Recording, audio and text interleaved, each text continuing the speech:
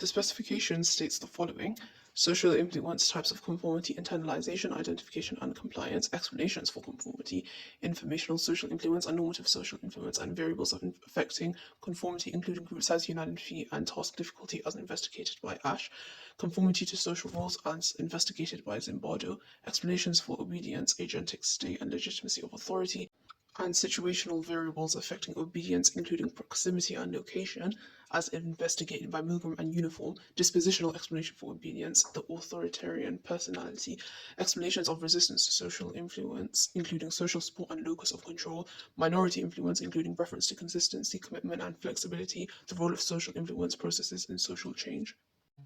Types of conformity: AO1, internalization, an internal, private, and external change of opinions or behavior. Changing behavior to fit with a wider group of attitudes have been internalized. The change persists even in absence of group members. Identification, changing behavior to conform to demands of social norms or roles in society. We identify with the group. This conformity extends over aspects of external behavior, even if we privately disagree. Compliance, superficial change, no private change, temporary change. A particular behavior or opinion stops when the group pressure stops. So internalization is when it actually becomes a part of your belief system. It's private and it's public. And even if other people aren't there, you still believe in that. Identification is you believe in something due to a role in society, such as a police or a teacher. You identify with that group, even if you privately disagree with whatever they believe in. Compliance is literally you absolutely don't believe in whatever they believe in. You just publicly believe with whatever the group believes in, but as soon as group pressure stops, you no longer have to pretend like you believe in that. And privately, there has been no change, so it's temporary. Explanations, ISI, which is informational social influence, a cognitive process, which is to do with what you think, conforming when uncertain to be right. Most likely, when you're new to a situation, you accept the group's answers or behavior who you believe to have more information. Also occurs when a person or group is regarded as being more of an expert. NSI is normative social influence, AO1 and AO3, emotional process, apparent social norms and expected behavior regulate your behavior as you want social approval or support and not rejection.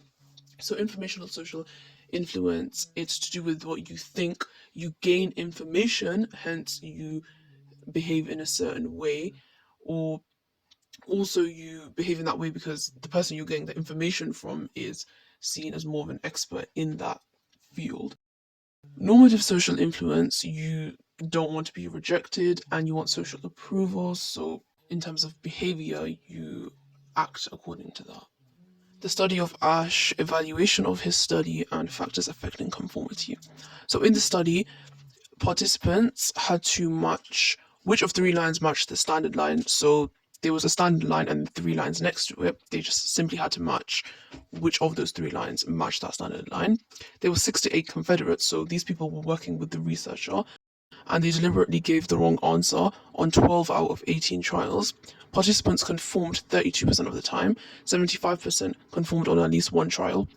Participants conformed to avoid rejection, and this relates back to normative social influence because they wanted to fit in and they don't want to be rejected. This was a trivial task, so it was really easy, and there was low ecological validity because it's not like a regular thing that would happen in real life. And the participants were deceived, and this is an ethical issue because there were Confederates involved, and there was low population validity because it was only men. Situational factor varies by situation but not person to person. Now, the following factors affect conformity. Group size, conformity increased up to group size of 4, so it only increases to an extent. So, the more people in the group, the more likely someone is to conform, but this likeliness to conform only increases to a certain extent. Group unanimity. So a dissenter reduced conformity of a naive participant. So if the group wasn't unanimous and there was one person who would disagree, this would also make the participant less likely to conform.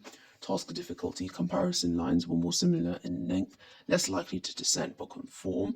Ambiguity equals less confident, look for guidance. So When the lines were made more similar, then the task became more difficult. So someone is less likely to have their own opinion and they're more likely to conform. So when there's more ambiguity, someone feels less confident and they look for guidance. So informational social influence plays a role when a task is harder because someone's less confident. The task is difficult, so they look for information. Dispositional factor varies by individual but not by environment, so it's kind of like the opposite of a situational factor. Conformity to social roles. Social roles, roles we play as members of social groups, for example, student, teacher, parent. We conform to appropriate expectations of social roles that are attached, such as caring, obedient. This is identification. So this relates back to the type of conformity, which is identification. So playing a social role such as a parent, it comes with expectations such as being caring and loving. So we sort of conform to those expectations because if you play that role, you're expected to behave a certain way. Zimbardo Stanford Prison Experiment, SPEAO1. So if you just remember, this was like a very dodgy experiment. It'll help you remember it. So a mock prison was set up in Stanford University Psychology Department's basement. They advertised for it, and students were arrested at home, transported, strip searched. They were randomly assigned roles, guards harassed, and there were severe ethical issues. So they advertised for this, and then people wanted to take the role, but then they were arrested at home without knowing that that's what would happen. And they were randomly assigned the role of either a prison guard or a prisoner, and they started very quickly adapting to those roles, and the guards were really severe in their treatment towards the prisoners. Evaluation of this study, AO3. There was low ecological validity as the findings can't be reasonably generalized to real life. Lacks population validity, it was only including US men. America is an individualist culture, people are less conforming. So if this was done with people other than Americans, you could have got different results, and if women were included as well. It's argued they were play acting based on stereotypes, but Zimbardo gave evidence that it was real to the participants.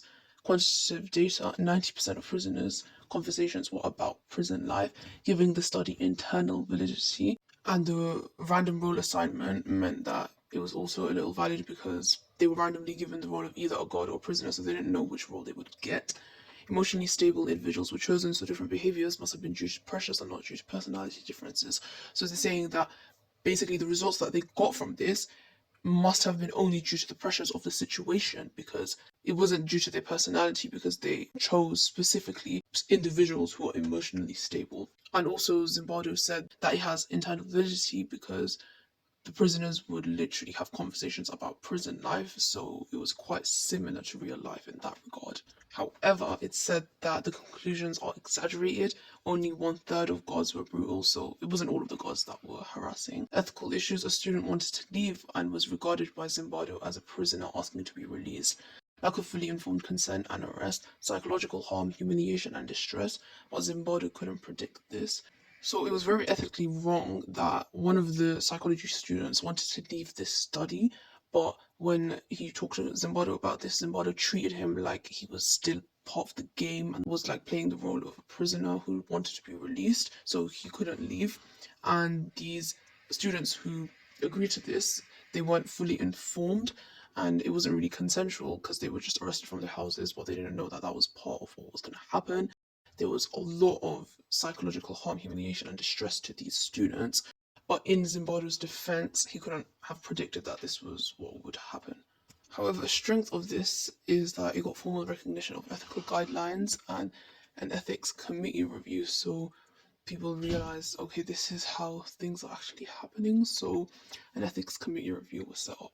This was abandoned early because obviously there were severe issues with it. But a similar study was set up, a mock psychiatric ward. Hospital staff volunteered to be patients in a real hospital. They conformed to the expected behavior in this type of institution. They lost their sense of identity. But this was good in the sense that it helped to explain the behavior of real patients in a real psychiatric ward, and it resulted in improving the treatment and conditions of patients in psychiatric wards. There's a wonder as to why during the Holocaust people were so willing to listen to the wishes of the Nazis. So Milgram carried out the study to see why Germans were willing to kill Jews. They were told that they would be randomly assigned a role of a learner or a teacher, but in fact they were only assigned the role of the teacher, and the learner was a Confederate called Mr. Wallace, and he was working for the researcher. They were fake shocks, which would start from 50 volts up to 300 volts, and 100% would go up to the 300 volts, and the highest was 450 volts, and 65% of them went up to the 450 volts. There was an experimenter who wore a grey lab coat, and they would instruct the teacher, so the participant, to continue if they were hesitant to deliver these shocks. There were 4 prods that the experimenter would give to the teacher if they didn't follow through with the shocks. If one prod wasn't obeyed, the experimenter would read the next prod. So the first one being, please continue. Second one, the experiment requires you to continue. Third one, it's absolutely essential that you continue. Fourth one, you have no other choice but to continue. They were also told an absence of a response should be treated as a wrong answer. Evaluation AO3. Once again, it was only done on males, so low population validity, low internal validity. Orn and Holland argued that they realized the shocks weren't real, but people behaved the same way in a similar study with real shocks. So there was a study where people would deliver shocks to puppies, but it was actually real shocks. However, they behaved in the same way, so this somewhat shows internal validity. In Milgram's study, participants were seen to sweat, tremble, stutter, and bite their lips, groan, and dig their fingernails into their hands. It gave insight of why people under the Nazi reign were willing to kill Jews. There's good external validity. Milgram and other researchers argue that the lab environment reflected wider authority relationships in real life, so the processes of obedience to authority in this study can be generalized to real life, such as hospital wards. The social identity theory, the key to obedience lies in group identification. Participants identified with the experimenter, they identified with the science of the study. When obedience fell, they identified less with science and more with the victim or another group. Ethical issues.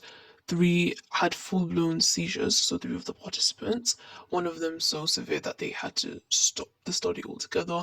Milgram argued that the stress decreased once they were debriefed and effects were short-term. So Milgram said that later when they were told that, okay, this was fake and everything, that the stress lowered.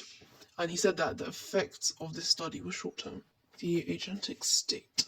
So we start tasks in an independent state, also known as an autonomous state, but then we move to an agentic state when we are given orders. This is known as an agentic shift. You're an agent of a social authority. So when we're in an independent state, we're free to act according to conscience, but when there's a social authority, we kind of become the agent, hence the name agentic state. So the reason why we obey authority in an agentic state is because we believe that they'll take responsibility, meaning the authority who we are obeying. They are binding factors that keep us in an agentic state, and we ignore the effect of our behavior. So, like in Milgram's study, they ignored the fact that they were causing harm to the learner, who was obviously a Confederate still. Reluctance to disrupt the environment, pressure of grand and trusted surroundings, such as, the grand Yale University. People felt pressure due to that. However, when they changed to a rundown office block, then obedience was lower. Pressure from authority figures, so when the experimenter was there sitting with his lab coat, then they felt pressure due to that. Limitations AO3. Agentic shift only accounts for some situations of obedience. It can't explain Nazi behavior as they weren't powerless to obey, yet shot civilians even though they weren't directly ordered and told they could be assigned to other duties. This is known as the obedience alibi. So this can't necessarily explain Nazi behavior because when they were in Poland, they shot civilians even though they were told you don't need to do this, you can be assigned other duties. So this is simply just plain cruelty. However, in Milgram's study, they had pressure and they were powerless not to obey. Legitimacy of authority. Most societies have a hierarchical nature. The authority police, parents, the government, etc. This role is accepted by us, so they are legitimate in that sense. The experimenter is seen as having legitimate authority due to his scientific status. The destructive authority, for example, Hitler. Destructive authority was present in this study when the experimenter used prods to order participants to behave in ways that went against their consciences. Obedience, situational variables. There are 3 variables: proximity, location, and uniform. Proximity, obedience fell to 20.5% when the experimenter was on the telephone in the other room giving instructions. The participants would give fake shocks or weaker ones than the votes which were ordered. Obedience was less when the learner was in the same room, so the participant could see the direct effect that their shocks would have and obviously feel bad. Sometimes the teacher would have to force the learner's hand onto an electroshock plate. This was known as the touch proximity condition. Location. Obedience was less when in a rundown office block compared to the prestigious Yale University uniform. When Mr. Williams was called away and replaced by a member of the public in ordinary everyday clothes, obedience was less. So they just pretended that Mr. Williams had a phone call and he had to be called away and he was replaced by a member of the public in ordinary clothes. There was less obedience in comparison to Mr. Williams, who was dressed in a lab coat. Dispositional explanation of the authoritarian personality. Adorno also wanted to understand the anti-Semitism of the Holocaust. He placed participants on an F scale, and the F stood for fascism, to measure authoritarian personality. The foundings showed that there was a positive correlation between authoritarianism and prejudice against minority groups. However, this doesn't necessarily mean that one may be a cause of the other, and Adorno can't claim that a harsh parenting style caused a development of authoritarian personality. People with authoritarian personalities identify with strong and have fixed cognitive style, so thinking style. They're submissive to authority and they direct their aggression to their inferiors, people they consider to be weaker and inferior to them. Origin of the authoritarian personality. So Adorno concluded that it's formed in childhood due to harsh parenting. People can't express their feelings of hostility and resentment due to fear of reprisals, so instead their fears are displaced on others who they perceive as weaker. This lacks population validity and historical validity because it only measured 2,000 middle-class white Americans, and it's quite hard to just say that a whole culture has an authoritarian personality when we're talking about obedience across a whole culture. So the social identity theory is a better explanation when explaining the majority of a country's population's behavior, because obviously they can't all just have an authoritarian personality, and the social identity theory relates to wanting to, fit in socially. Henceforth, during the Holocaust, most Germans identified with the anti-Semitic Nazi state and scapegoated the outgroup of Jews. Political bias equates authoritarian personality with right-wing ideology and ignores extreme left-wing authoritarianism. Resistance to social influence, the ability to withstand the social pressure to conform to the majority or obey authority. It's influenced by dispositional and situational factors. Social support helps people resist conformity by presence of dissenters or a dissident, so you're more confident to reject the majority because there's someone else who's also dissenting from the wider group. It also helps decrease obedience. For example, in Milgram's study, when they were joined by a disobedient Confederate, meaning there was also another person in the room with them who didn't deliver the shocks, they were like, okay, maybe I'll do my own thing as well and also be disobedient. Roger proposed a concept. Locus of control is a sense of what directs events in our lives. Locus of control.